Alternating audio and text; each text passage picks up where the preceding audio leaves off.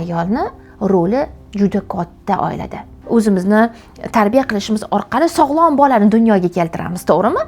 Nosog'lom betartib yashasak, bola ham sog'lom tug'ilmaydi. Demak, biz barpo qilar ekanmiz-da. Onangiz bo'lmasa uyga borsangiz kira olasizmi? Yo'q. U uyda yashagingiz ham kelmaydi onangiz bo'lmasa. Masalan, meni onam uyda bo'lmasa, men bormayman uyimizga. Samarqandgacha yetib boraman. Agar onam uyda bo'lmasalar, men uyimga kirmayman. Samarqanddan qaytaman. U uy onam bo'lmasa uy emas. U meni bolaligim o'tganmi? Uyda katta bo'lganmanmi? Lekin o'sha yerda onam yo'qmi? Meni uy uchun u hech qanaqa kuchga ega emas u uy men uchun.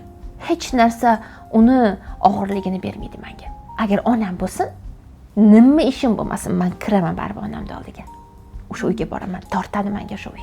23, 24, 25 mart kunlari bo'lib o'tadigan ayollik yadrosi deb nomlangan bepul master-klassda qatnashing va o'z muammolaringizni yeching. Buning uchun esa shapka profiliga o'tib, meni yopiq Telegram kanalimga a'zo bo'ling.